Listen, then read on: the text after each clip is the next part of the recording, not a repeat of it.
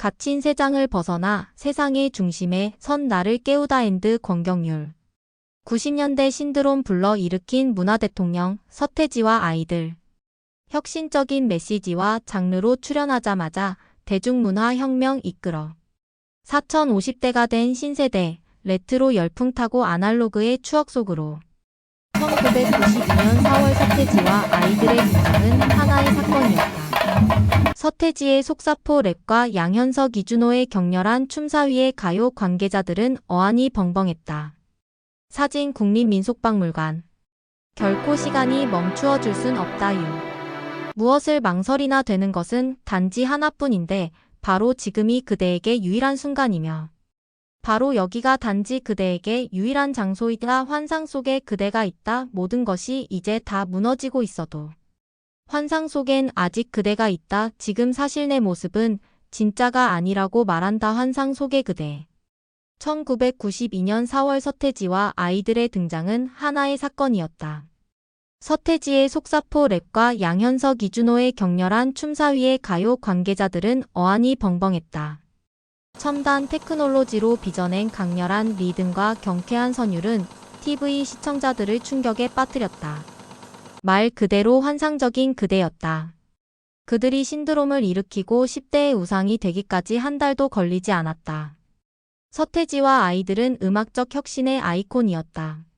발라드와 트로트 중심의 한국 가요계의 힙합, 테크노, 얼터너티브 록 등 새로운 장르를 과감하게 도입해 대중가요의 패러다임을 바꿔버렸다. 데뷔곡 난 알아요와 이듬해 내놓은 하여가의 뜨거운 인기는 열정적인 팬덤 문화를 낳으며 향후 K-팝이 성장하는 데 중요한 기반이 되었다. 사회적으로는 이른바 신세대에게 영감을 불어넣는 멘토였다. 어느 시대나 신세대는 존재했지만 1990년대의 신세대는 문화적 정체성이 매우 강했다. 억압의 굴레를 벗어나 당당하게 자신을 표현하고 솔직히 욕망을 분출하는 것이 미덕이었다. 환상 속의 그대는 망설이지 말고 지금 여기서 진짜 내 모습, 나다움을 찾으라고 한다. 뉴키즈 온 더 블록 내한 공연에서 생긴 일. 1992년 기준으로 한국 인구 가운데 20대 이하는 44%였다. 그들은 한국의 TV가 보급되기 시작한 1960년대 중반 이후에 태어났다. TV를 보고 자란 세대다. 대중문화의 세례를 듬뿍 받았다. 한국 경제가 성장하며 구매력도 생겼다. 좋아하는 것에 기꺼이 돈을 쓰는 세대다.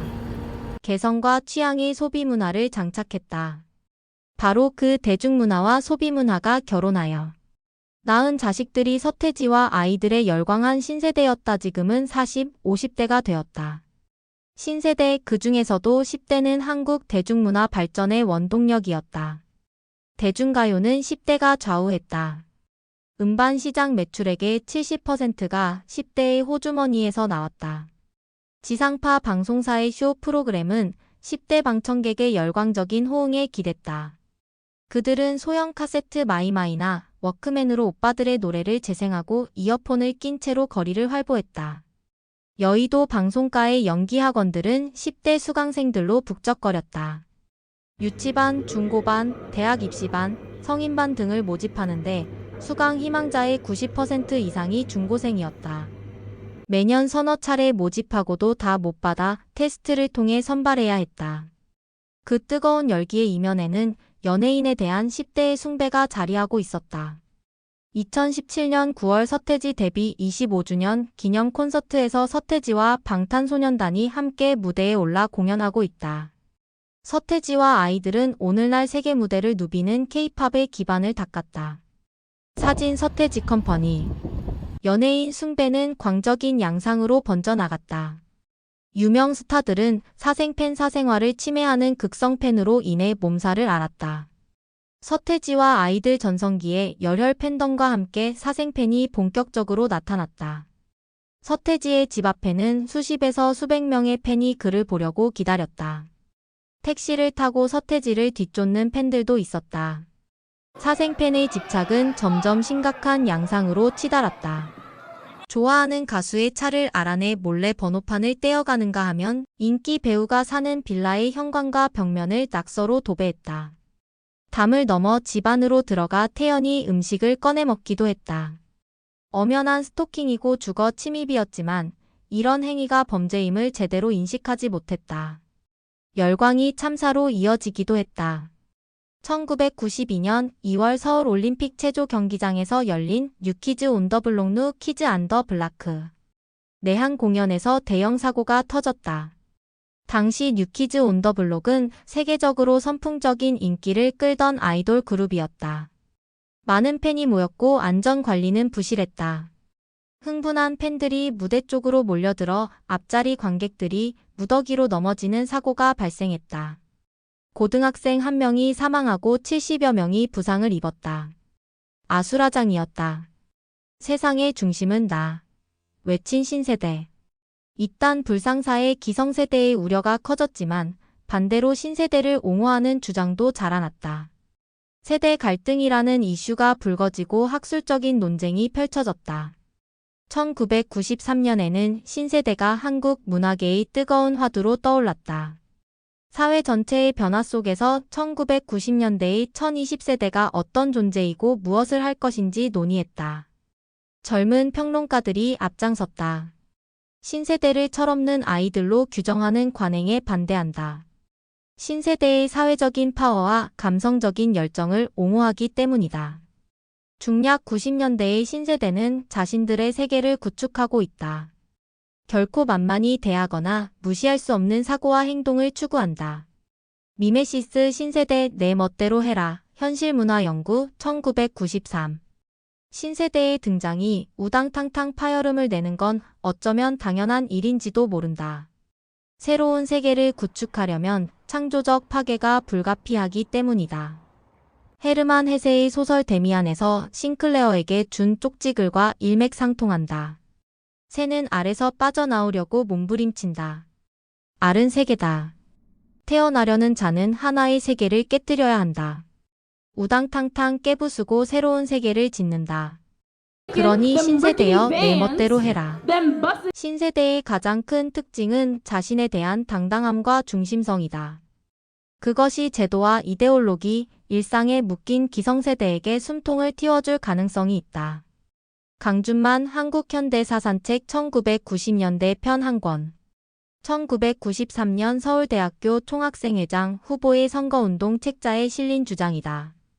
자신의 목소리를 안으로 삼키며 살아왔던 기성세대에게 신세대는 속에 있는 자기 음성을 꺼내도 되느냐고 묻는다.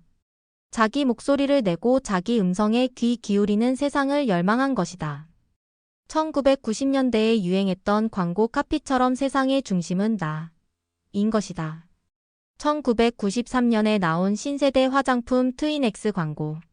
광고가 화제로 떠오르며 X세대가 신세대를 지칭하는 용어로 쓰이기 시작했다. 사진 나무위키 퍼블릭 도메인.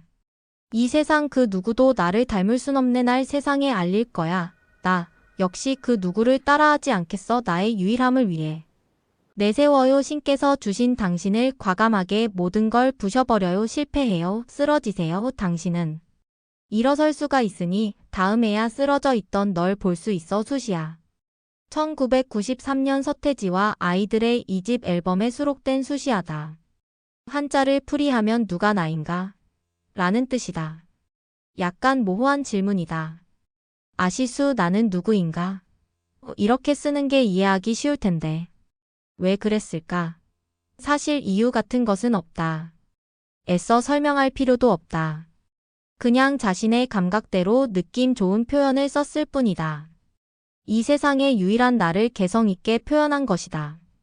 그것이 1990년대 신세대 문화였다. 신세대의 욕망을 자극하는 법. 신세대는 말한다. 나는 소망한다. 내게 금지된 것을. 1992년에 나온 소설가 양 기자의 베스트셀러 제목이기도 하다. 신세대는 기성세대가 금기시한 욕망과 쾌락을 당당하게 드러내고 추구했다. 욕망과 쾌락을 악마의 과실 또는 부도덕한 악으로 여기던 낡은 가치관에 도전한 것이다. 앞서 데미안의 쪽지글에서 알을 깨고 나온 새는 신에게로 날아간다. 신의 이름은 아브락사스다. 아브락사스는 신이면서 동시에 악마를 품고 있는 존재다. 신과 악마, 선과 악의 이분법적 세계가 아니라 포용하고 융합하는 세계를 지향하는 것이다. 그것이 신세대 창의력의 원천이었다. 1990년대 신세대는 욕망의 솔직하고 감각적인 쾌락을 추구했다. 무궁무진한 창의력을 뽐내며 한국 대중문화의 경쟁력을 새로운 차원으로 끌어올렸다. 서태지와 아이들은 K-팝의 출발점이 되었고 드라마 사랑이 뭐길래는 한류 드라마의 개막을 알렸으며 영화 시리는 한국 영화 르네상스의 신호탄을 쏘았다. 오늘날 한국인의 긍지가 된 K컬처의 발판을 1990년대에 마련한 것이다. 가수 서태지가 지난 2017년 9월 데뷔 25주년 기념 콘서트에서 화려한 무대를 선보이고 있다. 사진 스포트라이트. 대중문화는 상업성을 강하게 띠고 있다. 1990년대 광고는 구매력 있는 1020세대의 욕망을 자극해 소비를 촉진했다. 신세대가 선망하는 라이프 스타일을 매력적인 이미지로 보여주고 쾌락이 충족될 것임을 암시했다. 이미지가 곧 실체다. 아름답고 풍요롭고 세련되고 진취적인 삶은 제품과 서비스의 소비를 통해 이루어질 것 같다. 그렇게 하지 않으면 시대에 뒤떨어질까 봐 불안하다. 신세대는 소비한다, 고로 존재한다. 기업가들의 성공 신화도 신세대의 욕망을 자극했다. 대우그룹 김우중 회장의 자서전 세계는 넓고 할 일은 많다가 서점가를 강타하며 1989만 1990년 2해 연속으로 베스트셀러 1위를 차지했다. 재벌에 반대하던 운동권 대학생들이 대우에 입사해 세계 경영의 천병으로 활약했다. 청년들의 유학과 어학연수, 해외여행도 빠르게 증가했다. 나부터 바꾸자. 마누라와 자식만 빼고 다 바꿔라.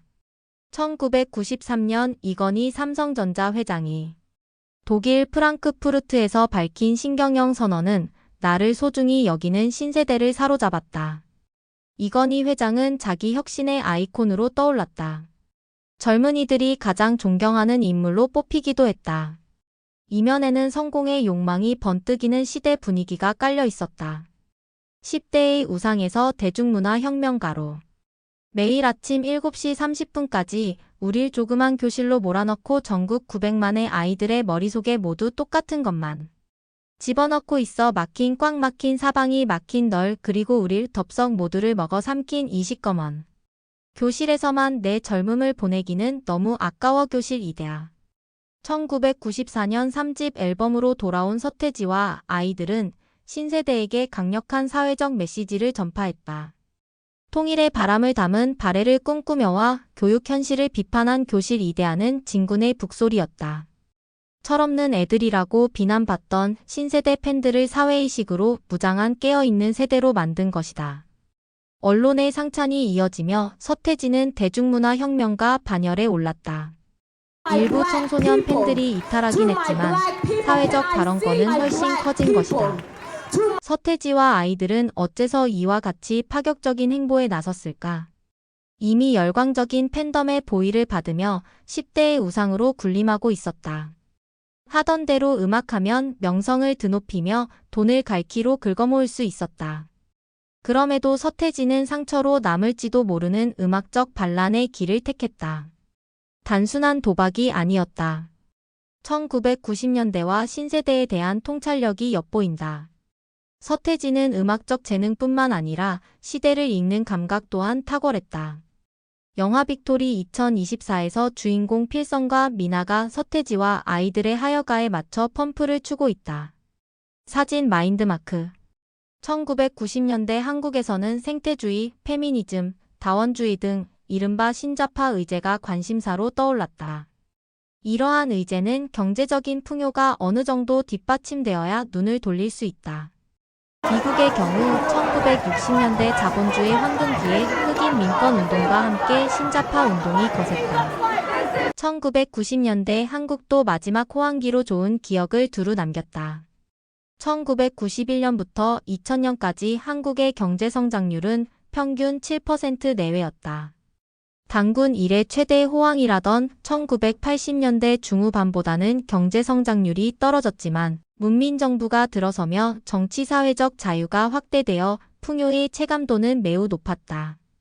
또 1987년에 국민항쟁으로 민주화를 쟁취하고 이듬해 88 올림픽을 성공적으로 개최한 경험이 1990년대 한국인에게 긍지와 자신감을 심어주었다. 희망이 넘실 때고 미래를 낙관하던 호 시절이었다. 삶의 질이 높아지니 고도 성장기에 외면했던 사회 문제들이 눈에 밝힌다. 시대에 뒤떨어진 제도와 관행도 생활 수준에 맞게 뜯어고쳐야 한다. 사회 개혁이 화두로 떠올랐다. 생태 환경을 복원하고 성평등을 실현하려는 운동이 활발하게 펼쳐졌다. 사회적 약자를 보호하기 위한 논의도 광범위하게 이루어졌다. 이런 사회적 의제들을 1990년대 신세대는 공기를 마시듯이 자연스럽게 받아들였다. 개혁하고 바꾸는 것을 당연하게 여겼다. 교실 이데아에서 서태지와 아이들은 말한다. 왜 바꾸지 않고 마음 조이며 젊은 날을 헤맬까? 바꾸지 않고 남이 바꾸기를 바라고만 있을까? 단지 교육 현실만을 바꾸자는 게 아니다. 사회 개혁을 열망하는 신세대를 향해 함께 행동에 나서자는 메시지를 보낸 것이다. 그것은 혁명의 선포인 동시에 시대를 꿰뚫어본 매니지먼트였다. 모두를 뒤집어 새 세상이 오길 바라네. 검게 물든 입술 정직한 사람들의 시대는 갓서 숱한 가식 속에 오늘은 아우성을 들을 수 있어. 왜 기다려왔잖아 모든 삶을 포기하는 소리를. 이 세상이 모두 미쳐버릴 일이 벌어질 것 같네. 부러져버린 너의 그런 날개로 너는 얼마나 날아갈 수 있다 생각하나. 모두를 뒤집어 새로운 세상이 오기를 바라네. 시대유감. 1995년에 나온 서태지와 아이들 4집에서는 시대유감이 화제를 불러일으켰다. 공연윤리위원회 음반 사전심의에서 노랫말을 문제 삼은 것이다. 정직한 사람들의 시대는 갔어. 모두를 뒤집어 새로운 세상이 오기를 바라네 등의 표현이 지나치게 부정적이며 현실 전복적이라는 이유로 심해 불가 판정을 내리고 수정을 요구했다.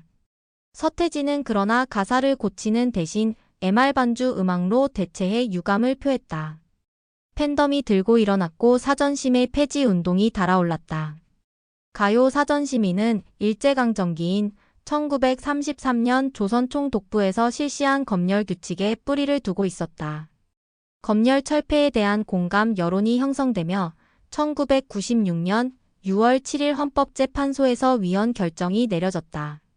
1995년에 나온 서태지와 아이들 4집 시대유감은 공연윤리위원회 음반 사전심의에서 심해 불가 판정을 받아 표현의 자유에 대한 공론을 불러일으켰다. 사진 반도음반 사전심의제 폐지 K-팝 세계화의 도화선 가수 정태춘 등이 분투해온 가요계의 수건이 서태지 팬덤과 국민 응원에 힘입어 마침내 이루어진 것이다. 사전심의제 폐지로 표현의 자유가 확대되며 한국 가요의 창의력과 감수성을 마음껏 담아낼 수 있었다. 오늘날 K-팝이 해외에서 음악성과 흥행력을 인정받고 세계적인 사랑을 받게 된 요인 중 하나다. 1996년 1월 31일 서태지와 아이들은 전격적으로 은퇴를 선언했다. 시도할 수 있는 건 모두 보여줬다는 것이다. 놀라운 소식에 언론은 뒤집어졌고 팬들은 깊은 슬픔과 충격에 빠졌다. 서태지는 진취적인 음악으로 K-팝이 도약할 수 있는 기반을 닦고 신세대의 아이콘으로서 세상을 더 나은 곳으로 바꾸는 데 앞장섰다. 길이 빛나는 성취를 남기고 한국 대중문화의 전설이 된 것이다. 2010년대 초부터 불기 시작한 1990년대 레트로 열풍은 잦아들기는커녕 더욱 뜨거워지는 추세다. 드라마 응답하라 시리즈, 뉴잭 스윙 음악과 토끼춤, YK 패션 등 전방위적으로 확산되었다. 1990년대의 신세대라고 불려던 이들은 지금 4050대가 되어 한국 사회의 중추 역할을 하고 있다. 대중문화 세대로서 30여 년 전 그 시절을 돌아보면 어떤 생각이 들까? 그들에게 1990년대는 미래를 낙관하고 희망이 넘쳤던 호시절이었다. 문화적으로 흥미롭고 정신적으로 충만한 호황기였다. 인터넷으로 모든 사람이 연결되기 전이었으니 아날로그의 추억이라고 불러도 좋을 것이다. 오늘날 디지털 경제 기술의 발전은 인간을 더욱 편리하고 풍요롭게 만들었다. 하지만 혐오와 적개심, 갈등과 혼란이 심화되어 앞날이 불안하고 두렵기만 하다. 이런 현실의 염증을 느끼고 레트로에 빠지는 사람도 있을 터. 서태지처럼 세상을 바꿀 대중문화 혁명가를 찾아보는 건 어떨까?